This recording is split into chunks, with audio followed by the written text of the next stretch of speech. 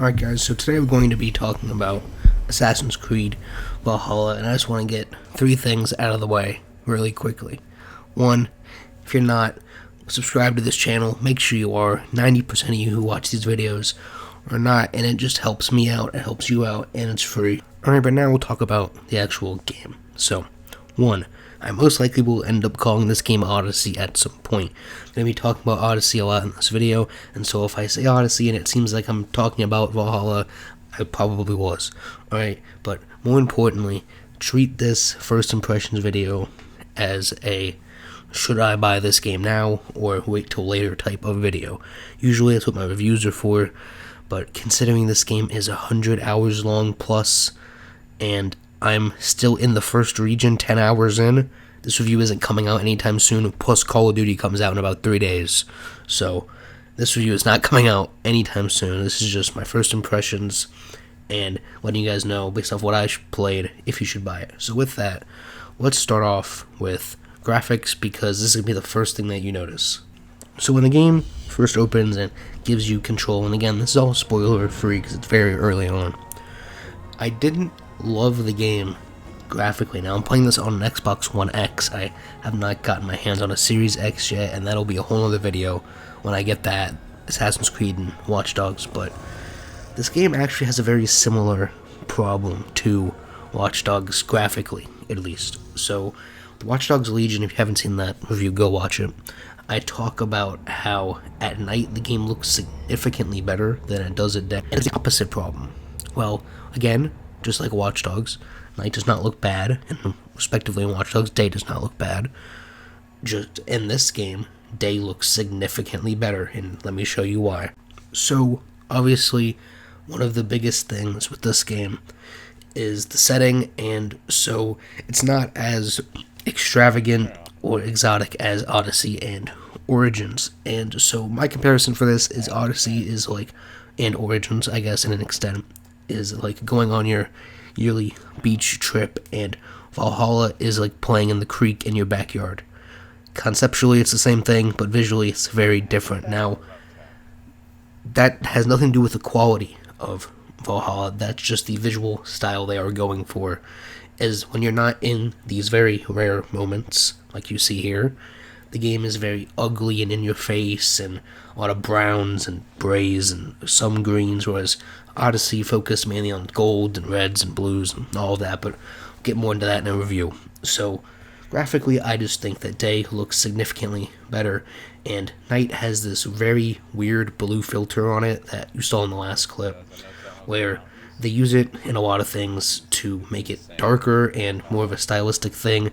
And I don't know if it's just because I'm in this snow region and they're using it to show cold or whatever, that's their thing, and when I go to the next region it'll change that. But there's this weird blue filter at night, and if you didn't notice it while you were playing and I just ruined it for you, sorry, and you're going to notice it now, but it's just very blue. And now from here I want to go into bugs, because a lot of people have been talking about the bugs in this game, and it's usually typical open world stuff, but fortunately I haven't experienced any other than the parkour one that I'm about to show you.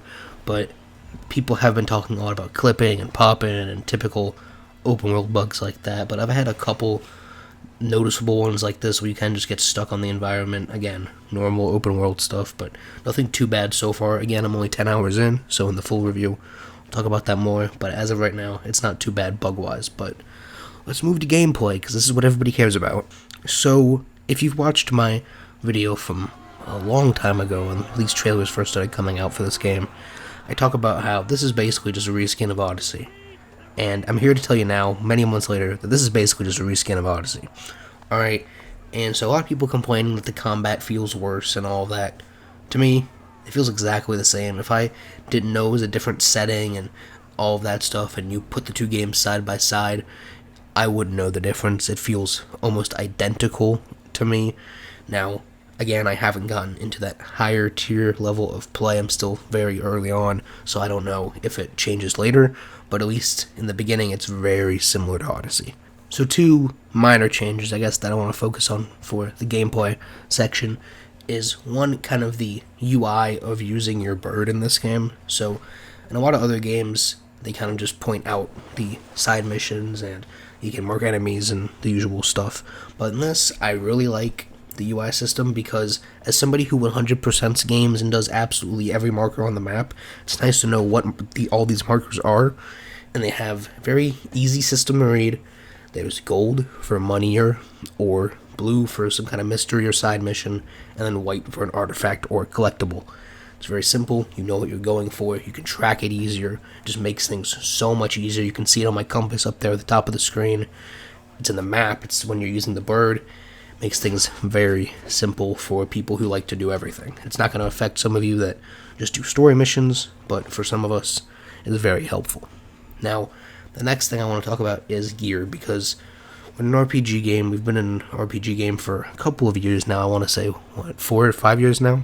So in Origin, they kind of laid the foundation for the RPG style, and then Odyssey, they improved on it even more, but something this does very different than Odyssey, right, is if you're one of those people in your RPG games who likes just loot everywhere, I mean, you get a new weapon, a new shield, a new piece of armor from every single enemy that you kill, then go play Odyssey. That's not here. I'm, again, where I'm roughly about 10 hours in, I've completely completed the first region of the game, and I think I have about 4 weapons. And I've only gotten one other piece of armor. The loot is very scarce, and again, that works more towards the actual in-game lore and making more sense, and kind of it moves away from that RPG style, but makes more sense in the actual game world.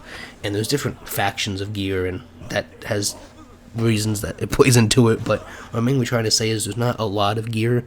There's very little gear that you do find, which for me is a good thing, because it allows you to fully upgrade your gear and not have to worry about, okay, well, I just fully upgraded this gear set, and then the next mission you find something better. Right? I've been running around with the same weapons for a large majority of the game. Now, if you're one of those people that likes to change it up every mission, that is possible to do. There's just not as many options. So I'm not going to touch on the actual combat of the game, the hand-to-hand fighting, simply because, like I said, it's exactly like Odyssey, and while I don't have an Odyssey review on this channel, I think a lot of people playing this game most likely played Odyssey, so they have a general idea of how it works. And so what I do want to talk about, though, is the side activity and the kind of world events that they have going on, because they are very fun. So one of the first ones they let you partake in is this drinking game.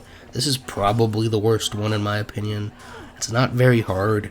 It's kind of boring. You just mash A and move the stick left or right. And as far as I know, I've done it twice or 2 or 3 times, and you don't really get any reward from it. It's not very fun. But the other two were probably some of my favorite world activities I have ever played in my life. Alright, and so number 1 is rap battles. Just I'll let it play.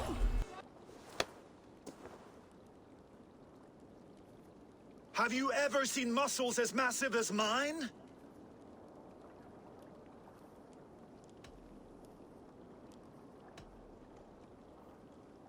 What you make up in muscles, you're lacking in spine.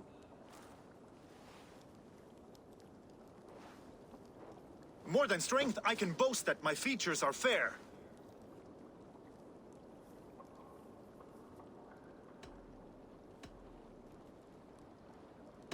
They seem perfectly placed to give children a scare. You're brilliant! Yes, more! Have you ever met someone so witty and quick?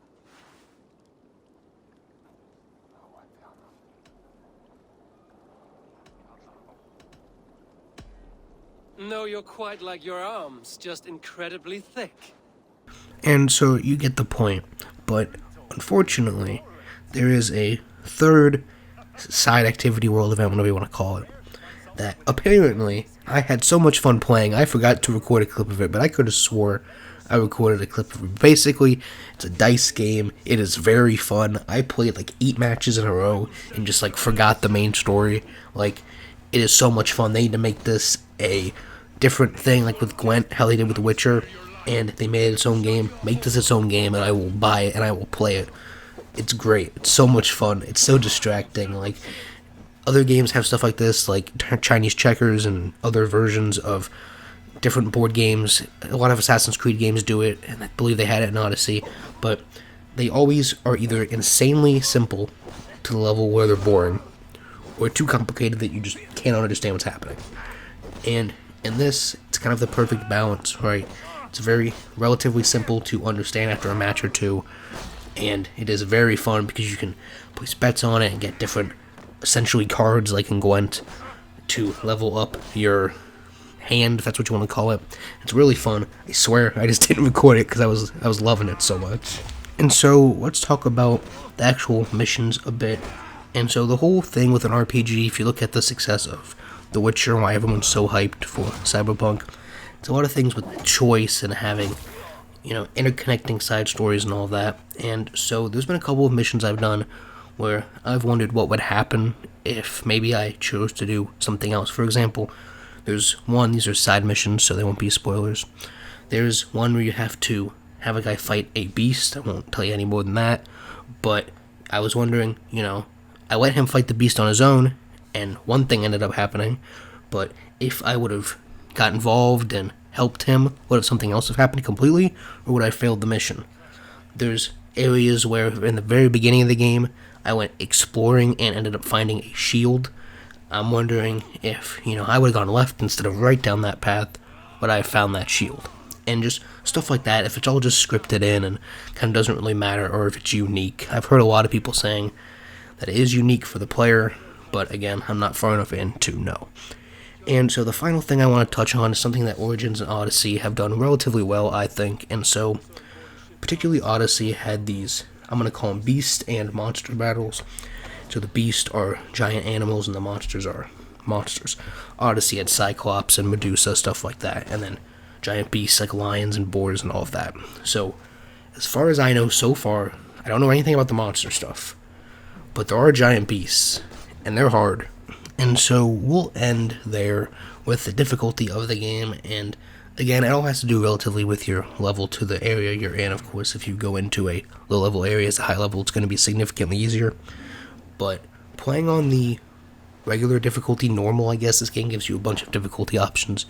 It can still be relatively challenging, especially if you wander into the wrong area. And I'll leave the last clip for you guys to enjoy of me just going down the wrong path. But like I said, as this is our first impressions and I haven't played that much, I don't want to give this game a number or anything. But all I'll say is if you like Odyssey, you will probably like this. But you guys let me know down in the comments below, and I'll just let you enjoy that last clip.